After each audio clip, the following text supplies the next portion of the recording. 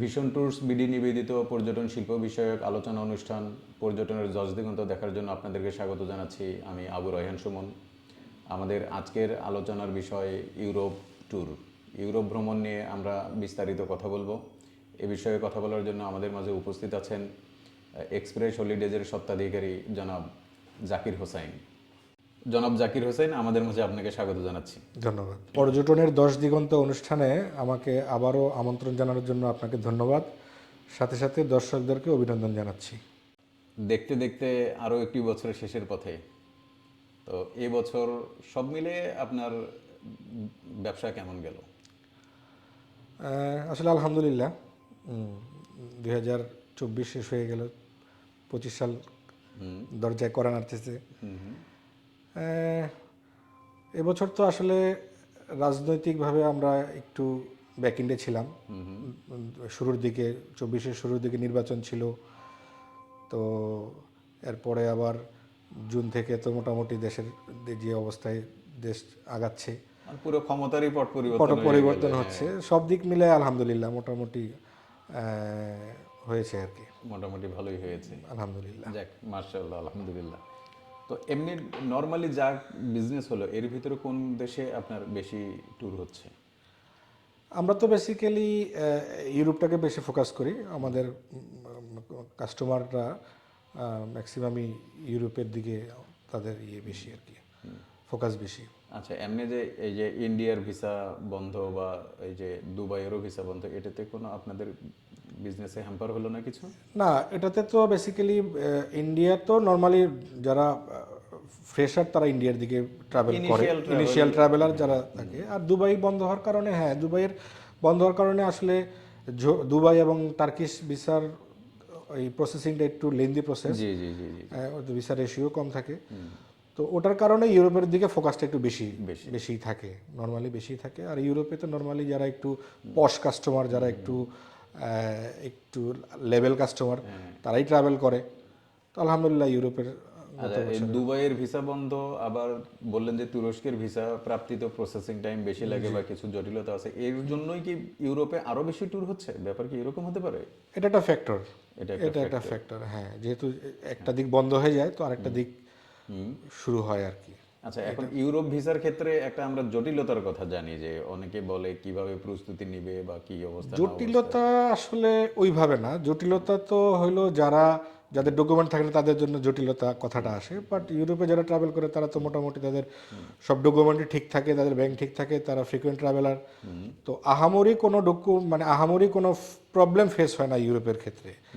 খুব একটা মানে যেটা বলে যে কঠিন কার জন্য, যার ডকুমেন্ট নাই, যার ব্যাংক নাই, ফ্রেশ পাসপোর্ট, তার কাছে কঠিন। কিন্তু ইউরোপের ক্ষেত্রে আমরা যাদেরকে ডিল করি আলহামদুলিল্লাহ তারা ফ্রিকুয়েন্ট ট্রাভেলার, তাদের অনেক থাকে যে ফ্যামিলি নিয়ে হয়তো তারা ঘুরে এসেছে, হচ্ছে ধরেন থাইল্যান্ড, মালয়েশিয়া, সিঙ্গাপুর, এগুলো তো হাতের আশপাশেই দেশ, যেহেতু এগুলো তারা ঘোরে। কিন্তু অনেকে আছে হয়তো বাড়িওয়ালা, তারপরে কেউ আছে তারা হয়তো হাতে হাতে বেতন নেয়, বা অনেক জব আছে না যে অত ব্যাংক হয়তো মেনটেন করে না, স্যালারি অ্যাকাউন্ট আছে কিন্তু উনি আসলে স্যালারি অ্যাকাউন্টে টাকা না রেখে ব্যক্তিগত অ্যাকাউন্টে টাকা রাখে। তখন তারা কনফিউজড হয়ে যায় যে স্যালারি অ্যাকাউন্ট দিবে নাকি সেভিংস অ্যাকাউন্ট দিবে। তো এই সমস্ত বিষয়গুলো নিয়ে আপনার পরামর্শ কি? না, সেক্ষেত্রে রেস্ট্রিকশন নাই যে কোনটা দিতে হবে, বাট বেটার হইলো দুটোটা অ্যাকাউন্টে সাবমিট করা।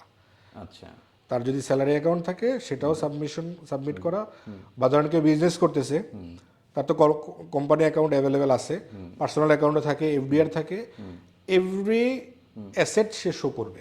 মানে এগুলো যে অ্যাসেট ভ্যালুয়েশন বা একটা ইয়ে থাকে ওটাতেই শো করবে এগুলো। অ্যাসেট ভ্যালুয়েশনটা তো আসলে সেনজেন ভিসার জন্য ম্যান্ডেটরি না, বাট অ্যাসেট শো করবে কিভাবে? বাট যদি অ্যাসেট ভ্যালুয়েশনটা সে কোনো অথরাইজড এজেন্সি থেকে শো করায়, that will positive for them to getting the visa.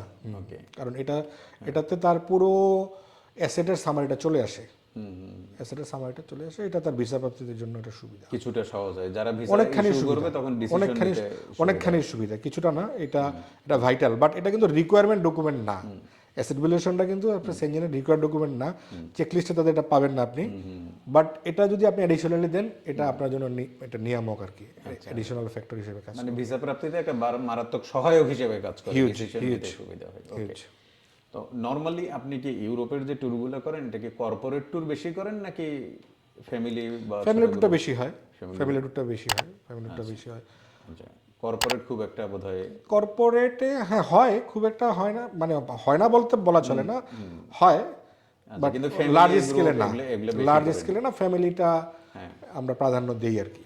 আচ্ছা, তো এখন হচ্ছে আপনার ধরেন ইউরোপের ভিসায় আমি কিছু লোকের কাছে এরকম শুনেছি যে ইউরোপের ভিসা নিয়ে তারা ধরেন অনেকেই আছে যে খুব চেষ্টা করে একটা শখের বশে একটা ভিসা নিয়ে নিল, কিন্তু ওনারা ভিসা পাওয়ার পরে কনফিউজড হয়ে যায় যে আসলে কয়দিনের জন্য সে যাবে।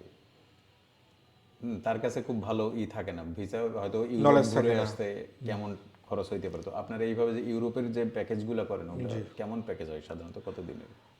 বেসিক্যালি ইউরোপ তো আসলে পৃথিবীর একটা পার্ট, একটা বৈচিত্র্যময় হ্যাঁ মহাদেশ, এখানে হ্যাঁ, তো নানা রকম অনেকগুলো দেশ ইউরোপের মধ্যে পড়ে, 29টা দেশ কভার করে। দেশ, মানে সেনজেন, সেনজেন, অ্যাকচুয়ালি ইউরোপ তো ইউরোপ না, আলাদা জিনিস। সেনজেন আর কি, সেনজেনের কথা যেটা বলতেছি আমরা, সেনজেন কভার করে। দেখা যাচ্ছে যে আসলে নর্মালি আমরা যে প্যাকেজগুলো 10, 11, 12 রাতের প্যাকেজ থাকে আর কি, হ্যাঁ 10, 11, 12 রাতের প্যাকেজ থাকে, ওগুলাতে হয়তো আপনি 3টা কান্ট্রি কভার করতে পারেন, 3টা 4টা কান্ট্রি আমরা তো কভার এরকম করাই। এরকম কোনো আছে? আমাদের এক্সিস্টিং অনেক প্যাকেজ আছে, হ্যাঁ। তো আপনার যে ইউরোপের যে বিভিন্ন প্যাকেজ আছে এগুলো দুই একটা আমাদের সাথে শেয়ার করবেন কি? হ্যাঁ হ্যাঁ, অবশ্যই অবশ্যই। আচ্ছা, ঠিক। হ্যাঁ, আমাদের কিছু রেডি প্যাকেজ আছে যেগুলো আসলে আমি একটু ব্রিফ করি। যেমন আমাদের এখানে একটা প্যাকেজ আছে, সেটা হলো 11 নাইটস 12 ডেজের, এটা প্যারিস কভার করবে, তারপরে হচ্ছে সুইজারল্যান্ড, তারপরে মিউনিক, জার্মানির মিউনিক, ইন্সবার্গ, ইটালির ভ্যানিস, তারপরে পিসা, অ্যারেজো, হ্যাঁ এইগুলো একটা প্যাকেজ আছে এখানে। আরেকটা প্যাকেজ হচ্ছে, এটা তো প্যারিস অ্যাভেলেবেল, প্যারিস, তারপরে ব্রাসেলস, নেদারল্যান্ডের আমস্টারডাম, তারপরে হচ্ছে যে জার্মানির ফ্রাঙ্কফার্ট, তারপরে হচ্ছে সুইজারল্যান্ডের জুরিখ, এটা।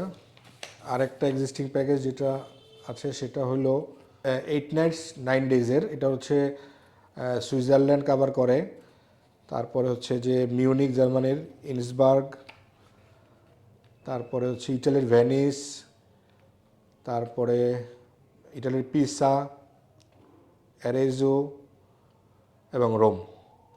এই হচ্ছে মোটামুটি আমাদের প্যাকেজ ডিটেলস। আসলে ইউরোপ তো অনেক বড় বড় দেশ, অনেক মানে যে কেউ চাইলে আমরা এটাকে কাস্টমাইজও করে দিতে পারি। যাতে কোনো কাস্টমারের দেখা গেল যে সে এই কান্ট্রিগুলো ভিজিট করতে চায়, তো চাইলে আমরা আমাদের প্যাকেজগুলো কাস্টমাইজও করে দিতে পারবো, ওই অপশনও অ্যাভেলেবেল আছে, কোনো প্রবলেম নেই। আমরা তো আপনার ইউরোপের বেশ কিছু প্যাকেজের কথা শুনলাম, জি, তো এই প্যাকেজগুলো যাচ্ছে কবে, কোন মাসে যাচ্ছে আসলে? আসলে আমাদের তো রেডিমেড প্যাকেজ থাকে, আপনি যে কোনো সময় চাইলে আমরা প্যাকেজগুলো আপনাকে প্রোভাইড করতে পারবো, কোনো প্রবলেম নাই। ওকে, কিন্তু ইউরোপের ভিসার জন্য একটা প্রস্তুতির প্রয়োজন থাকে, তাই না? দেখা যাচ্ছে 2 আড়াই মাস 3 মাসের মতো সময় লাগে পুরো প্রসেস করতে। তো যেহেতু সামনে রমজান চলে আসছে, তো দেখা সামনে যাচ্ছে রমজান মানে আমরা মার্চ মার্চে, হ্যাঁ মার্চে রমজান চলে আসছে, তো দেখা যাচ্ছে কেউ যদি এপ্রিল থেকে চায়, তো তাকে তাহলে এখন থেকে ভিসা প্রসেসের জন্য একে রেডি হতে হবে। নিতে হবে।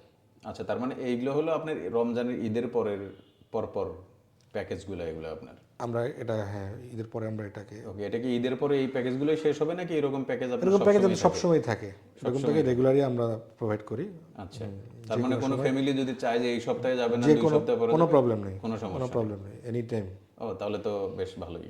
আপনাকে অনেক ধন্যবাদ, আপনি আমাদেরকে সময় দিলেন। তো ইউরোপের প্যাকেজ নিয়ে তো খালি আমার প্রশ্নই সব না, দর্শকদেরও তো নিশ্চয়ই অনেক অনেক জানার কিছু থাকতে পারে। এখন দর্শকদের উদ্দেশ্যে যদি কিছু বলেন। দর্শকদের উদ্দেশ্যে কোনো কোশ্চেন যদি থাকে, কোনো কোয়েরি যদি থাকে, আপনারা আমাদেরকে ইনবক্স করতে পারেন, আমরা যথাযথভাবে উত্তর দেওয়ার চেষ্টা করব। সম্মানিত দর্শক, আজকে এ পর্যন্তই। আপনারা যারা ইউরোপ ভ্রমণে যেতে চান, যারা বিশেষ করে রমজানের ঈদ, তো জাকির ভাইয়ের যেহেতু প্রোগ্রাম সারা বছরই আছে, আপনারা যে কোনো সময় যেতে চাইলে বা এই ভিসা সংক্রান্ত আরও কোনো প্রশ্ন থাকলে আপনারা আমাদের কমেন্ট বক্সে জানাতে পারেন। একটু জাকির ভাই নিশ্চয়ই সবগুলোরই যথাযথ উত্তর দিবে। কমেন্ট বক্সে ওনার ফোন নাম্বারও দিয়ে দিব, আপনারা ওনার সাথে ফোনেও যোগাযোগ করতে পারেন। আমরা নিশ্চয়ই সামনের পর্বে আরও নতুন কোনো অতিথি নিয়ে নতুন বিষয়ে কথা বলবো। সেই পর্যন্ত সবাই ভালো থাকবেন, সুস্থ থাকবেন। আল্লাহ হাফিজ।